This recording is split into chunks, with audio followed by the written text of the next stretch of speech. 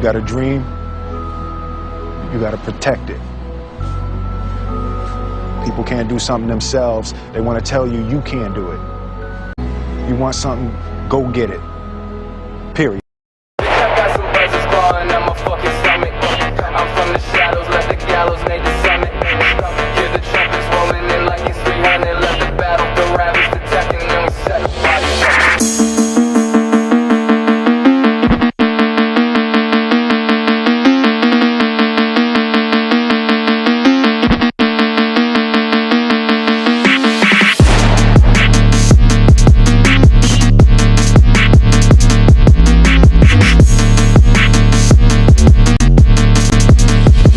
Yeah, bitch, I got some buzzers clawing at my fucking stomach. Death will be glorious, I'm emerging victorious. This is where the story is. Hey guys, welcome back to another episode of the Come Up channel. Super excited today to have my first in-person interview and my first fighter on the podcast. So I'm super thrilled.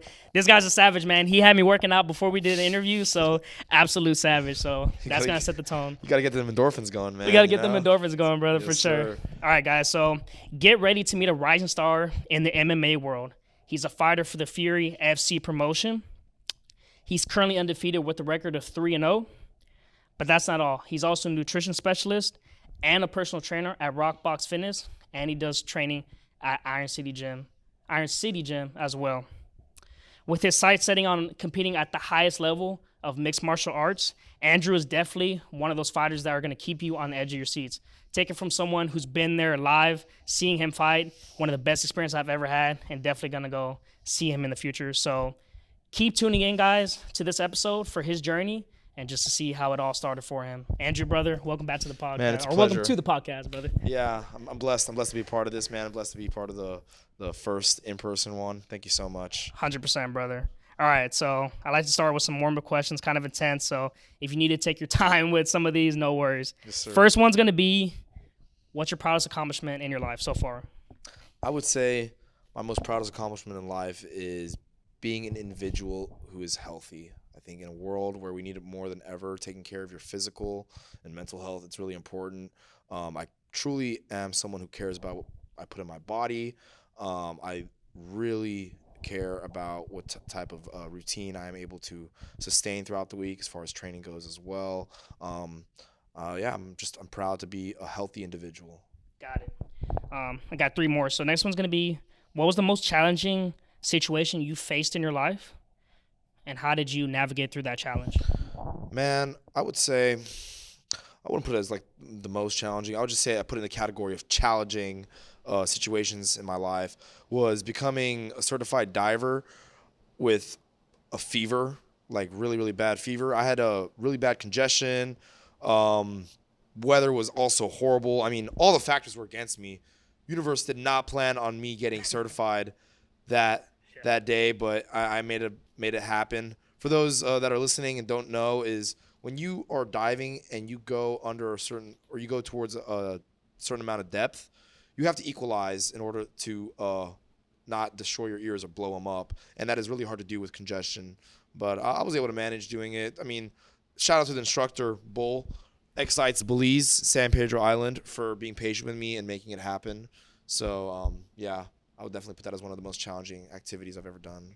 You even had some rum with him. You were telling me, right? Oh, yeah. Yeah. Dude, crazy, we were just staying on island time in between of our – I told him my ears were hurting. So he was like, oh, man, I know just a great painkiller for that, The drink is called the painkiller, so yeah.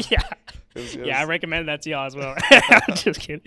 So you've you've traveled around a lot. So where are some of the best places you've traveled, and what are some you would recommend to someone who's looking to travel? Man, the world really is such a beautiful place, man. It's filled with diversity and so many different cultures. It'd be hard to put one at the top. One I recently went to, which definitely impacted my life, was Thailand. I think that was a badass trip. Just seeing how little certain people have there and see how happy they are. And another great place that I spent time of my life in was also Egypt. I loved being in Egypt. People are very happy over there. Food tastes good. culture is also really, really fun. Also, for those that are interested in Europe, I would recommend maybe Italy. Italy was great. I've had my fair share with Italy, or Croatia, especially Dubrovnik, where they filmed Game of Thrones. Real badass looking place. Okay. As someone as well, I'm trying to look to travel. So Yes. seeing you post on your Instagram definitely Yeah. motivated me to go travel. Yeah, man, time is the only thing you can't buy, so do it whenever you can, whenever you have the opportunity I agree with that, man. presents itself. 100%. This last one is maybe a little tricky. So once again, if you need to take your time with it, it's the last one. So it's gonna be if your life were a movie, what would the title of the movie be, and what actor would play you? Oh man, jeez, that would take me a while to think. What would be the title of my life? Oh, you know what? Foreigner. Foreigner. Yeah. Okay. I feel like I've been a foreigner my whole life. I think that's a Good one. appropriate name. Who would play it? Jason Momoa. Dude, that's funny you said I was literally I was like, if he doesn't come up with somebody, I'm gonna recommend Jason Momoa 100%. Yeah, I'm just thinking of people of actors people have called me in the past. It's either him or I've been called also the dude from he played in The Dark Knight Rises. He was the cop who's supposed to be Robin. Yeah, people probably know who I'm talking about. I know you're talking about. You know what I'm talking about, right? Yeah, he's kind of got like similar eyes like me, I feel like. Yeah, Jason Momoa. You're playing him in the movie. Keep that. All right. That's it for the warm-up question, man. Now, let's get into your journey, right? Yes, sir. We're, of course, going to start growing up. So let's start from the beginning and talk to us about where you were born and, what it was like growing up. Oh, I was born in Sugar Land, Texas, like 40 minutes away from where we are here right now, and spent my life, honestly, in Europe and Africa, and then moved back here around like 7 years ago, just kind of getting my fair share of the world. My dad used to work for like a construction company, so he kind of had us move around. It's called Hilti for anyone that is familiar with their tools. It's a Swiss company. Got you, brother. And so, like, growing up, what approach were your parents taking, like, to mold you? Like, were they the very strict parents, trying to get you involved as many activities as possible? Like, how were they kind of trying to shape you? I wouldn't say my parents were super strict with me, honestly. I think maybe because I was the second child, and you kind of get the hang of raising another human being. You kind of figure out how it works. They definitely did a good job keeping me physically active. I mean, keeping me involved in sports, investing in me and competing in sports as well. Yeah, putting me actually. That's karate was the first martial arts I started. Okay.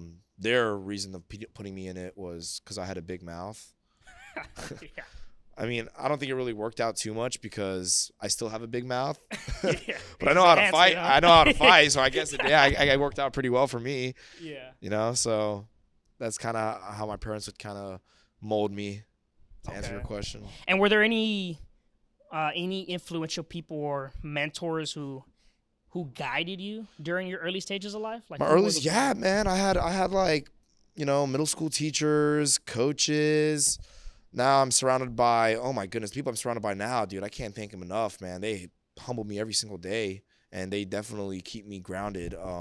War Training Center, definitely the coaches and the athletes that compete out of that gym are playing a huge role in my life right now. But like, I've always been a huge Bruce Lee fan. How can you not? Bruce Lee's always been cool.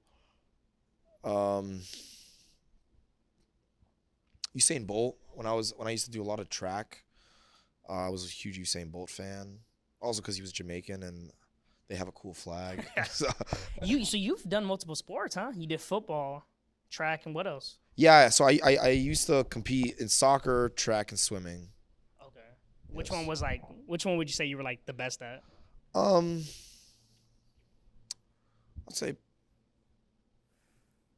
say either like swimming or track. Yeah. Swimming or track. Yeah. And do you feel like doing all those sports really really prepared you entering the fighting world, like in terms of conditioning and all that stuff? I definitely not just conditioning, but teamwork. You know, being a team player and understanding your role in the training room.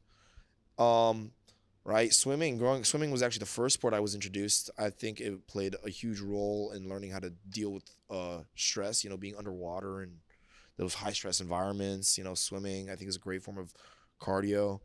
And then track. I mean, sprinting is hands down the best bang for your buck when it comes to exercises. I would say I think swimming was a great way in developing my body. Right. Yeah, there's nothing better than sprinting, in my opinion. Yeah, we were actually talking about Running, sprinting. Yeah, we were actually talking about swimming as well. You Yes. actually just visited Deep in Fitness. I actually was able to interview the co-founder, Don Tran. Yes. Check out that episode too. Yes. And we were talking about that, how they were showing you techniques of how to breathe, staying calm underwater. Kind of walk us through that. I know this isn't as in tune with growing up, but I want to talk. I want to touch on that. It's part of the process of growing up. Exactly, Is Deep End what's it called? Deep End Fitness. Deep in Houston? Fitness. Yeah. Man, dude, that was a cool session. I've only done one of their sessions, and huge game changer, man. I mean, if it's keyword CO2 tolerance, that's 2 words. Anyway, keywords CO2 tolerance. Just training your body how to utilize oxygen efficiently is the biggest takeaway I took from that session. And it was awesome, man, from like doing like dumbbell walks underwater to solving puzzles underwater, like 15 feet underwater. My ears were sore the rest of the day, definitely. Like, I mean, it was like a 2-hour session, involved learning how to exhale, hold your breath, complete tasks in high stress environments, control or practice positive affirmations, trying to get to the other end of the pool while drowning yourself. Yeah. You know, it was a badass session. I had so much fun. Okay. And it was hosted by Lauren Murphy, who is a badass of a human being, you know, UFC fighter. It's cool when you know someone who's training you walks the talk. You know, she's not here to play touch ball in the parks, you know. So it was cool to have her walk us through the whole training session. 100%. Yeah, I definitely want to try that out eventually. I've seen clips of them, like you were saying, kettlebells underwater, just absolutely insane. I think Don Tran and like another special operator, they did a 5-mile run underwater. Oh, wow. Extremely crazy. Like, I think about it, I'm like, How does that work? They have like a weighted vest? I have no idea, man. I wasn't able to watch the clip, but I need to watch it. But I just seen when I was doing some research on Don, I seen that, and I was like, this guy's like in crazy shape to stay underwater. Yeah. You know, and for like all the way till you run 5 miles. I mean, like, Wait, dude. you ran 5, so you can hold his breath for longer than 5 minutes? I believe, yeah. I don't know how exactly he did it, but what I seen was he ran 5 miles underwater. So I don't know, like, I'm assuming that probably is in segments. I have no idea. Yeah, you but definitely regardless, have to get, hands down. But regardless, that's like a task. That's like a crazy task to Yes. accomplish, right? But I would say you definitely have to breathe a little bit. 100%. Yeah, throughout those 5 miles. Yeah, man, for sure. But kind of capping off, like, with growing up, you actually mentioned, like, we talked about this, where you've been fighting since, like, you were in elementary school. Yeah. So, probably because, like, you're saying you had a loud mouth and whatnot. Yeah. Was that because the thrill of fighting, or, like, people were messing with you, like, I'm going to let them know, like, hey, you're not going to mess with me, I'm going to fight back? A little bit of both. I mean, you know, I kind of figured out the hard way that the rest of the world doesn't really like Americans. Yeah. So I always had to deal with that. And then after a while, you know, it just became fun, kind of like, you know, people talking smack. I kind of like it. I treat it as a sport, talking shit in itself. So my friends over in the Middle East, like, we call it, like, we literally, if we're bored, we'll just start talking shit to each other for fun. Yeah. So yeah, that's kind of how I got introduced to violence, and how I knew I enjoyed it was through just honestly standing up for myself. Yeah.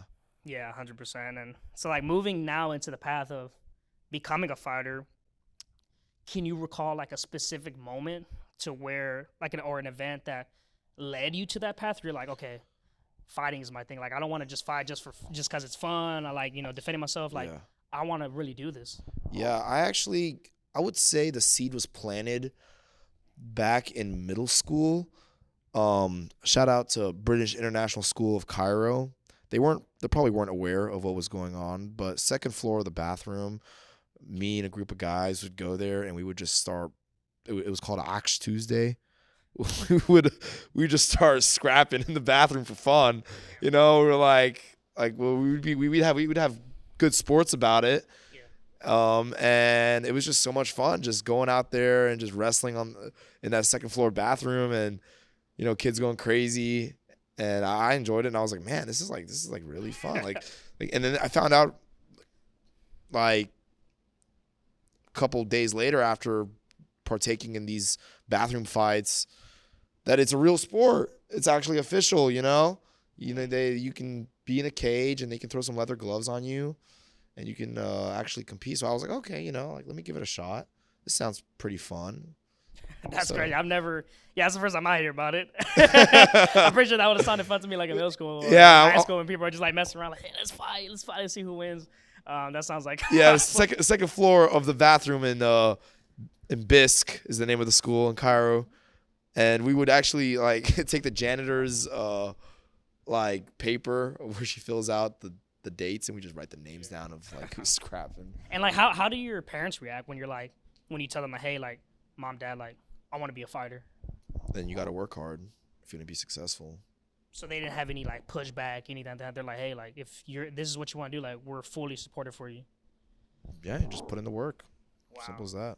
That's good. I know sometimes for certain fighters, their families probably won't be against it because, they'll be like, oh, brain injuries, and they'll try to lure them away. It actually happened to me. Actually, now that we're talking about it, I wanted to be a boxer, and I was actually doing pretty good. And my mom and dad didn't want me to do it. Or it was my mom or dad, one of the two, and they fed the thoughts of you're gonna get a brain injury. And then ever since then, excuse me, I was like, yeah, I'm not doing this no more. It's unfortunate. I mean, who knows how far I would have went, but yeah, that just that sucks that I wasn't able to see that through. But also too, with there being so many different styles of fighting, let's say wrestling, there's freestyle, Greco wrestling, or Brazilian jiu-jitsu, all these different styles of fighting, right? How do you know what to start on first? If you're first getting introduced into martial arts? Exactly. When you first started, how are you deciphering okay, I need to focus on this and this and this? Does that make sense? So when I was first introduced to martial arts, I actually had learned about the fighter Edson Barboza. Okay. And he was he still actually competes, and he's a very crafty striker.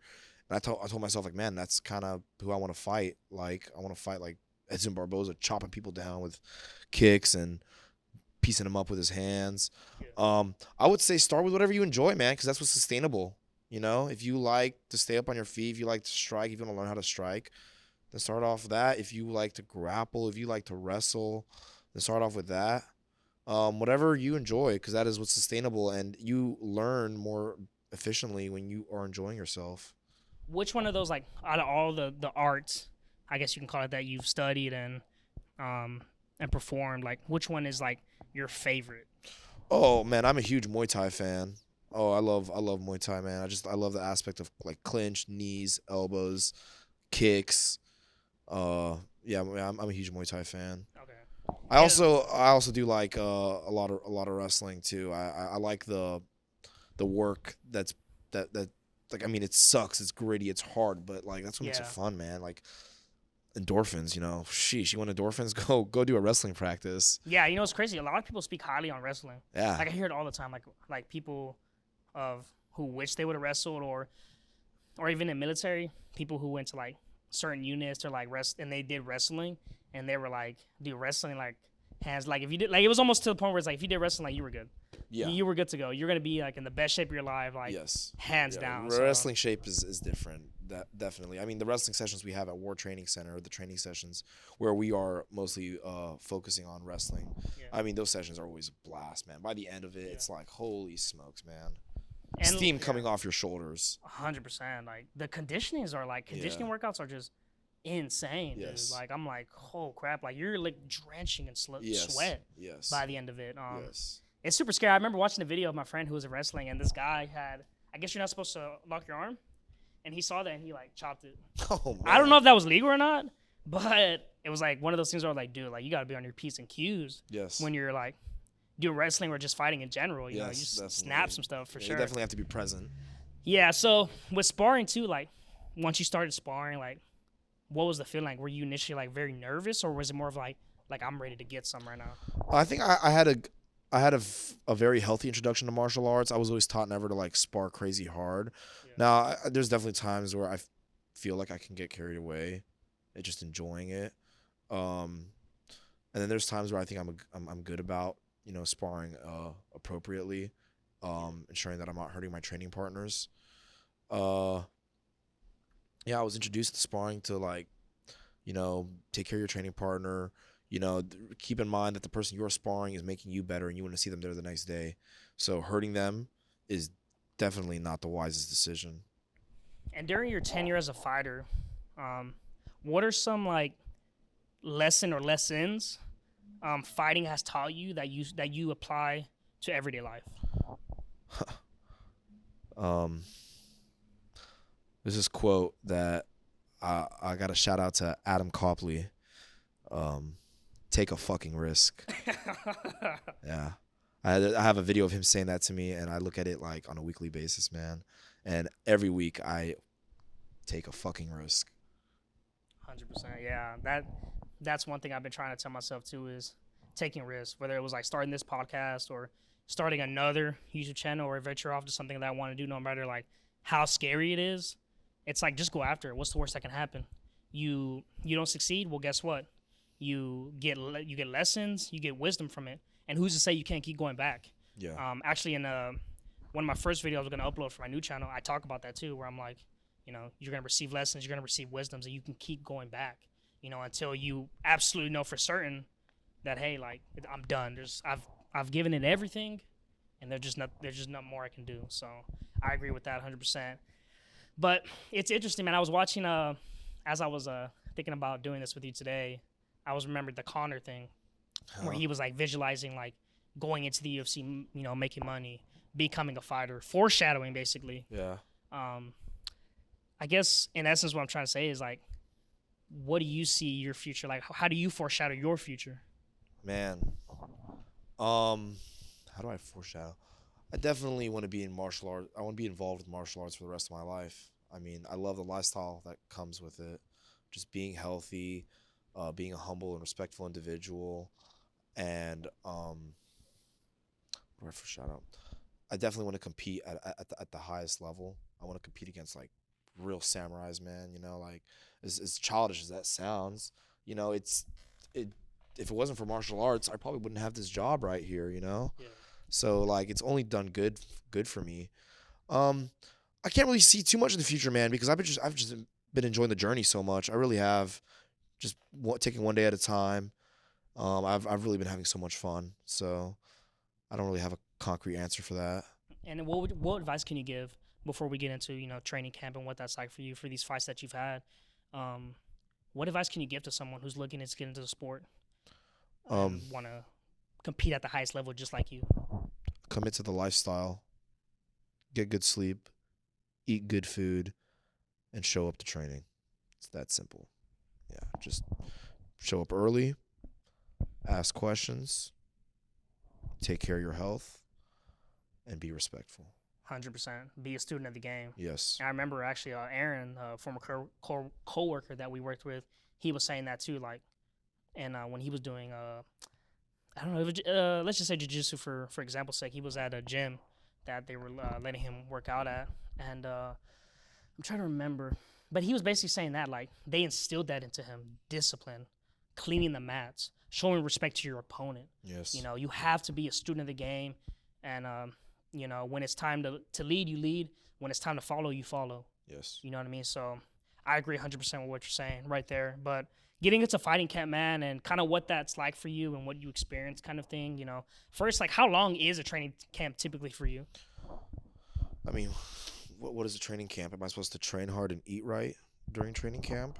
Because I do this year round. You know what I mean? Like I like to train hard and I enjoy eating right. So I mean, when I'm told I'm supposed to be in training camp, I'm gonna be honest with you, like my life doesn't change much. I'm still knocking out 2 sessions a day on a weekly basis. Yeah. I'm eating good food. Maybe every now and then I might put in some late night swim sessions just to get my mind right. But yeah, that's about it. That's pretty much what training camp is skill work. Because as far as like strength and conditioning goes, that does go up a little bit during the training camp. Because I want to make sure that I'm fit, or exceptionally fit. Trying to get my resting heart rate down. But I try to stay fit year round, so I can spend more time sharpening up technique instead of doing late night runs. I think technique beats all. I think technique beats cardio, beats strength. It's the root of success when it comes to martial arts. Yeah. And I think that goes to show just how committed you need to be to the process and how basically obsessed you need to be. Like, you're so obsessed with it and you love it that it's not even like you don't even call it training. You call it a lifestyle. Yeah, it's a lifestyle. Like, this is what you love to do. This is what you want to do. And that's something that, for the viewers, like, you have to apply that to whatever it is you want to do. You have to have that such passion to where it doesn't feel like, oh, I have to wake up for this or I have to go do this. Like, it needs to be pure passion, but also mixed in with discipline, because there's going to be a lot of times, I'm sure, when you don't want to train, but you have to train because, hey, I got a fight coming up. I want to, dominate this fight. And for me to do that, I need to, do all my training sessions, eat right, etc. So, yeah, man, like, the mentality you have is, like, freaking great. Yeah, so this isn't a 6-week fitness challenge, This is a lifestyle commitment that you have to make if you want to get serious about martial arts. And how structured, like, is everything for you? Like, if I'm hoping I'm kind of wording this right, but, like, how structured is everything with, like, how many times you have to work out, how many times you're training a week, how many times you're sparring, how many times a day you're eating? Like, how structured is that for you, on a daily? I have a notepad on my MacBook where every single day I have the hour. I have it scheduled by the hour of what I'm doing. So I know that by 7 a.m. I'm up, I'm awake. I know that from 9 a.m. till 12 p.m. or 1 p.m. I'm fully committed to training. As far as martial arts goes, then I balance that out with my training business, with my clients as well, what times I'm supposed to work with them. And then again, I have another time frame that I like to free out just for myself and my working out sessions or training sessions, whatever you want to call it. I've actually seen, man, like, weight cutting for a lot of fighters is brutal. Like, I seen the Cyborg one, and, like, that one was, like, crazy. Like, do you find it hard to weight cut? No, the process is, I've yet to have extreme difficulty with it. It sucks a little bit, but it's honestly like doing like a 3-day fast or something, which how you feel. Yeah. Last weight cut, I actually slept like 6 hours right after. I slept like 8. Wow. It went really smooth. I think as long as you eat right and you stay true to your fight week routine and get your mind in the right place, I think the weight cut should go by smoothly. You just got to be smart about how you're going to approach the weight cut. Yeah. It's a science. It's a whole science. It's crazy how scientific it's gotten over the years. 100%.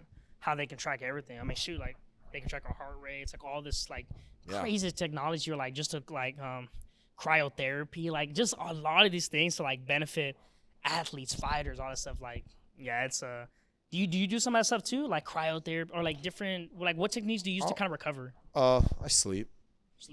Yeah, sleep and eat real food. Big on, like, stretching? Yeah. I like stretching. It makes me feel good. I think if it gives you a peace of mind, it works. Stretching gives me a peace of mind.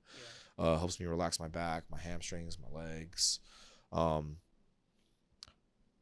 Shout out to this gym, Sammy's Muay Thai. They have the stretching device where you put your legs on it, and then you take a wheel and you spin your legs out. Oh man, it's so good. It feels so good. Like, the next day, I feel great. I feel like Jello as far as my movement. And what's the training? The gym you go to? It's called War. So yeah, I fight out of 2 gyms: War Training Center and Sammy's Muay Thai. Okay. In terms of War Training Center, I know we were kind of talking offline about some up and coming fighters that you've that are there, or that you sparred with, that are actually big in the MMA community. Like, can you talk about some of the fighters that you've been introduced to and actually had the opportunity to train with? Oh yeah, dude, man, I am so privileged to be able to be in the same room as Trevin Giles, Alex Morano, Zachary Reese, Anthony Ivy, Dimitri Ivy. He actually, Dimitri Ivy has a PFL fight coming up on April 4th.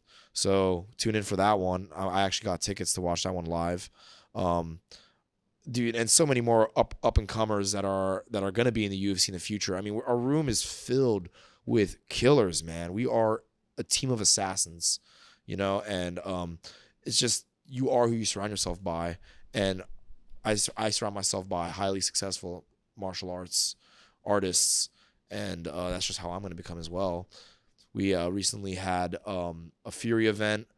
Three of our fighters competed: James Ford, Kyle Cutthroat, and Mia Graw. She killer performance. All three fighters won 3-0, man. I mean, and that's just the beginning, man. I'm looking forward to what the rest of the year has to offer as far as our opportunities that come to War Training Center. And during like preparation to the leading up to the fight, when you're doing sparring, training, whatever the case may be, have you actually come across like a gnarly injury or just any like significant injury? And I want to bring this up just because like, or even if it's not a significant one, like just any kind, because it's good to get into the mental aspect of it too. You know, fighting through certain things. You know what I mean? So I'm curious to see like your outlook on that. No, I my training partners are really mature when it comes to sparring. Okay. We don't really have much ego in the room, and we take a good job. We do a good job of taking care of each other. So I don't really have any injuries when it comes to sparring. Yeah. I mean, every now and then we do crack each other a little bit hard, but it's all fun and games. Yeah, it's all fun and games. Huh? Yeah. And mentally too, like mentality wise, like gonna be one of the biggest pieces. I would assume, you know, because a lot of outside distractions or things coming into play with, man, like, am I gonna win the fight? Like different things like that different fighters, maybe not you specifically, but different fighters may go through.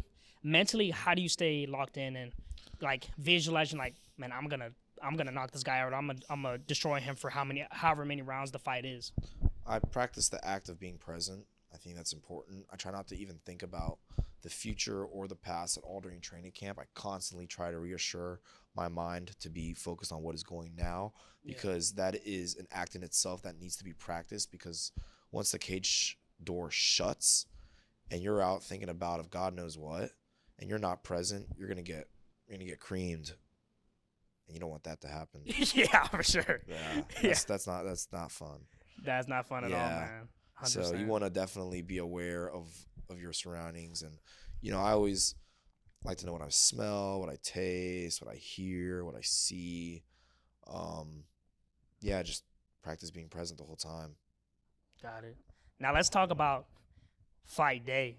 You know, when you're there, you know, walk us through that whole experience. You know, what are the emotions like? What's running through your head? You know, we even talked about you don't even use earphones to get pumped up. You're just you're locked in on the moment. Yes, and you see somebody else, you see your opponent has headphones. You're like, really? So kind of walk us through all those different things that goes into on the day of the fight. Yeah, we always do a little shakeout in the beginning of the day with my coach Jeremy Mahan. He an amazing coach. Can't thank him enough.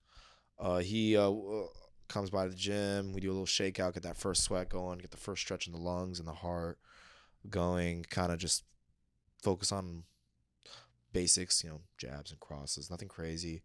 Then I like to do a little bit of an ice bath a couple hours prior to my competition. Something I've been playing with a lot myself is actually doing ice baths before exercise or competing. It just helps, man. I feel great. It gets me, I feel explosive. I know that there are universities that have been starting to do that with their football teams, I believe, and they see a drastic increase in like testosterone and performance. And honestly, I don't think it's placebo. I feel it myself too. I feel great. If I take an ice bath before sessions, I feel phenomenal. And then fight day comes, right? So yeah, we're in fight day, do the shakeout, do my little ice bath, hang out with my mom, you know, might play a little bit of chess or something, you know, read a book. Take a nap, maybe take a nap. I don't know. I'll see if I want to take a nap or not. Sometimes it's not necessary. Sometimes you don't need to take a nap. Sometimes you're ready to go out there and do your thing. Then I get to the arena, listen to the refs talk about rules and whatnot, and then jump in that cage and become just an agent of chaos, you know? Yeah. And talk to me about the headphones thing. Like, why do you see that as a disadvantage for him doing that compared to you doing that? If they like to wear headphones, getting their hands wrapped, they can do that. But I mean, my thought process is that you're not gonna have headphones on when the cage door closes. That David Goggins mentality. Yeah, that's where I got it. That's where I got it from. You know, what are you gonna do when the headphones come off, motherfucker? You know, like That's just kind of, so now I started going on runs without headphones. Like if I work out and listen to music, it's typically just through a speaker or whatnot. Yeah. Yeah, I'm not afraid of the reality. I don't need music to distract my thoughts of what's going on. I am completely aware of what's going on, and I like hearing the audience talk and order their food and ring announcers, whatnot, and hearing the bells. Like, I like that noise. I'd much rather hear that than some tunes being blasted in my ear. Yeah, it's crazy. Like I was mentioning in the beginning of the video, where I was like watching you fight and watching just the energy of the arena is like, it's like amazing. It had me wanting to fight. I was like, dude, I Yeah. want to jump in that cage too. Like, Yeah, damn it's straight, dude. absolutely electric. You know what I mean? Yeah. When you're coming out to your little theme song. And it's funny because when you came out, you had like, I think it was like Bob Marley, some reggae. Was it Bob Marley? Yeah, no, it was Albarrasi. Yeah, it was some reggae. And I'm like, it was hilarious because all the other guys are coming out to like, bow, bow, you know, some blasting music, and you're coming out super chill, super fine. Yeah. I'm like, this guy's a silent killer, man. Thank you. But all right, so you're in the cage, man, and you're looking at the opponent across the ring. You know, the referees or the announcers talking, they're announcing you, etc. Once the bell rings, man, like, what is it like to like have that first person point of view of like, man, I'm ready. Like, I'm like, what's your emotions? Like, it's kind of hard for me to put it in words, but like, what's going through your head now at that point? Nothing's going through my head, actually. I'm just so in tune with what I can see, smell, and hear and feel that there are no thoughts going through my head. I mean, once that bell rings, man, it's like muscle memory as far as sparring and drilling goes. And do you? Sorry, I didn't mean to cut you off, you're good. but like, are you going there with a certain game plan, or are you going in there with the mentality of he's gonna adjust to my style, I'm not gonna adjust to his style? No, I'm not really worried about what my opponent can do to me. I'm only concerned about what I'm going to do to this guy who's Yeah. in front of me. Game plan. Yeah, I definitely do like to do my homework on my opponents and see what cards I can play with. And like, whenever I think we were talking about it, like one of the guys, he hit you, but it wasn't a hard punch. Like, you were like, okay, that's all he got. It's like, I could definitely. Does that make you want to walk him down, be more aggressive, or are you still kind of like patient? Like, okay, let me stick to the. I mean, yeah, I guess like if someone hits you and it doesn't hurt you, that does build your confidence up a little bit. Yeah. So that might change the way you approach your opponent. You still got to be respectful, respect his striking and respect his hands. You can't get cocky. Keep that chin tucked for sure.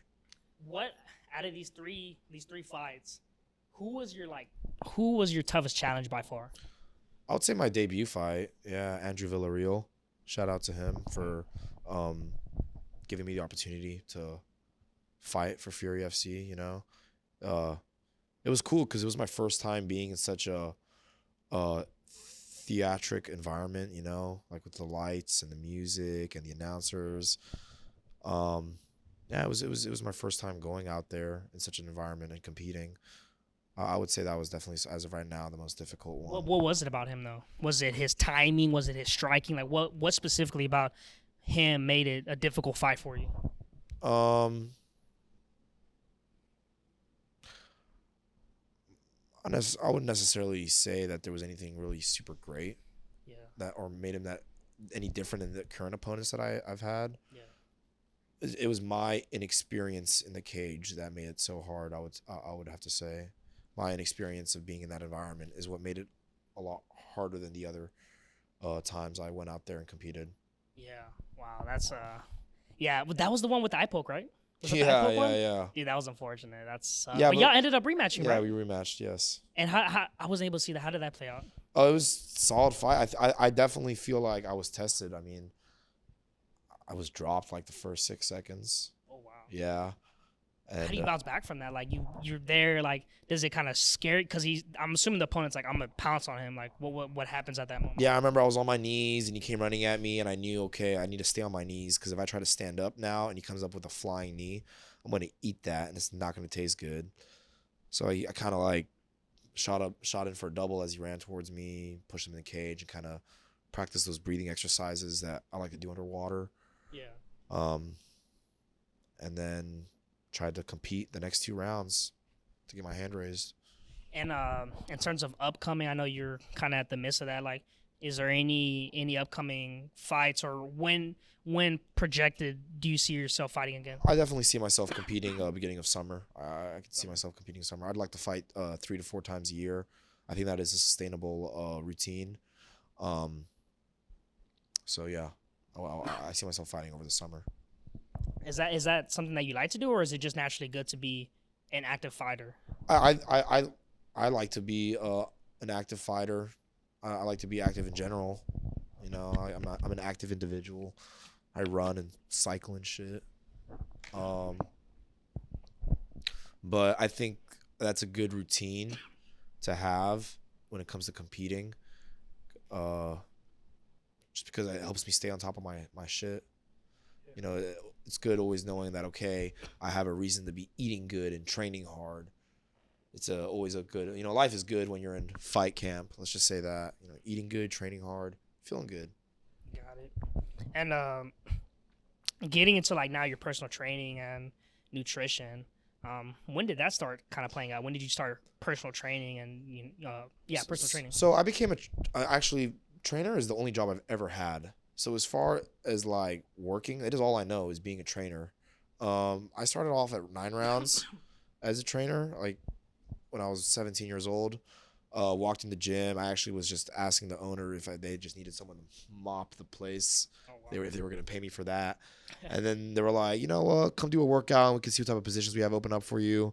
I did one of the workouts, you know, lifted the weights, hit the bags. It was like a 30-minute workout. And the guy was like, hey, you want to be a trainer? I was like, well, I'm not certified. And he was like, oh, it's fine. You seem like you know what you're doing. I was like, okay, I'll take that. Yeah, I'll take that. So I fell in love. I fell in love with being a trainer, and just like the fact that I was getting paid to help people take care of their health. I was like, oh wow, like this is actually really, really fun. This is not like being a cashier or like it's a skill that I am using that I can develop, right? And then it ties in well too with what you do. Yeah, right. It's like oh man, like I go from doing my training sessions to come here to helping other people do their training sessions, or I do a training session. Like it honestly seems like a freaking awesome lifestyle. To be honest, it seems cool, dude. Yeah, you know, it's find what you love and then find someone who'll pay you for it. Yeah, that's the way I like to look at it. And then after working at 9 rounds, I was like, okay, you know what? I could see this training thing being for me, so I decided to get certified at 18 years old, and then ever since then I've just been developing myself as a trainer, constantly learning new skills on how to take care of my health, strength wise and nutritional wise. Yeah, and it's crazy, man. Like Andrew's only 21, and when I first met him, I thought this guy was like 24, 25 or something like that, just by the way he carries himself, and I'm sure the way throughout this interview, seeing his mentality and the way he's carrying himself, like you may get the same sense as well. But yeah, it's super awesome, dude. Like to see you at this age, pursuing that dream of being a fighter. You have your own little clothing brand too. That you started. You're being a personal trainer. Like sky's the limit for you, and it's like to have it basically figured out at that age, like. Dude, like it's inspirational, and it's like a huge blessing. Yeah, those I wouldn't necessarily call that a clothing brand. It was just like fight shorts I was making for fun. Oh, really? Yeah, you gotta make it a clothing brand. Dude. Like those things are awesome. Thank you. Yeah, no, it was just something I was doing for fun. It's not a clothing brand. The only businesses I own is my own training business. Okay. TUFF Fitness Training. It stands for Train Under a Fighter. Okay. So that is my personal training business that I run. Yeah, and in terms of like client wise, like. Do you tailor to a specific individual, or how do you design your? What's your ideal client? If the person wants to get in shape and they take themselves serious and their health serious, then I'm willing to work with them. I'm not a motivator. I'm a trainer. Yeah. I'm going to show you how to be independent in the gym. I'm not going to clap my hands and be a cheerleader for you. Yeah. That's just how I look at it. If you are someone who's already motivated and it can have just a little bit of discipline, then we're going to get you results. Yeah, and you're like that too. Like here at Rock Boss, when I've taken the classes with you, you're like, dude, you're like you're like a drill sergeant almost. You're like, I'm gonna get to the point where it's awesome though, because it's like you demand like more out of us. We're capable of more. When we think we can't push past 1 or 2 reps, you're like, hey, you got 2 more reps. So we're on the pads. You're like, harder, and it like drives you, dude. And I'm like, dude, like I'm trying, bro. Like I'm about to pass out right now, dude. Like it's freaking awesome, dude. Like your style of coaching is like perfect. I thank you. 100%. And going back with Rockbox, like what's been your experience here, man? I seen you've been killing it here too. Like how's your experience been thus far at Rockbox Fitness? Oh man, I've loved working here, man. I cannot thank Trish enough.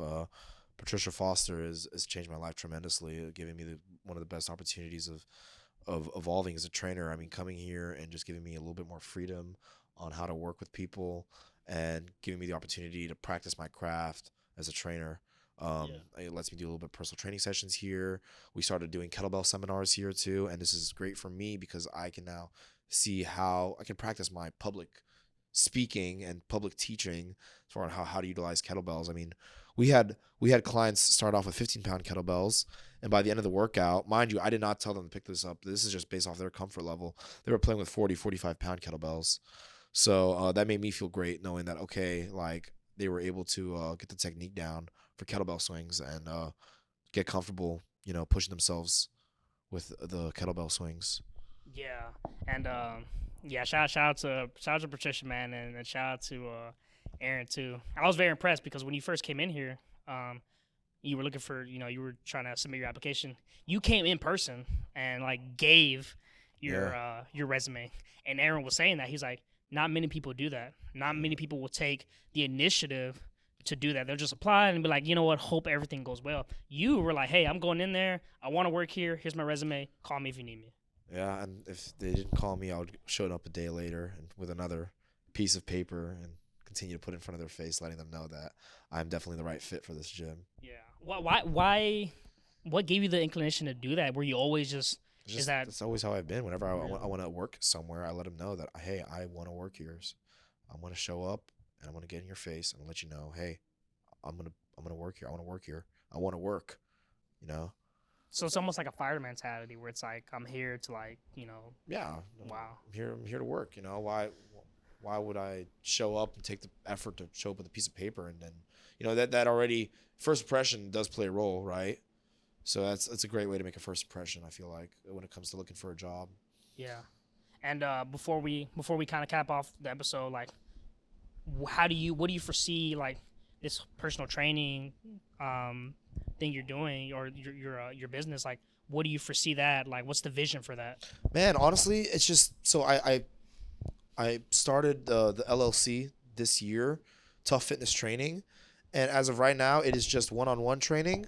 But who knows? Maybe it's a name I can use to open up my own training facility. Just see how the days play out, one day at a time. But as of right now, I'm just enjoying working with clients, one-on-one training, under TUFF Fitness Training. Got it. I'm trying to think of a way to word this question.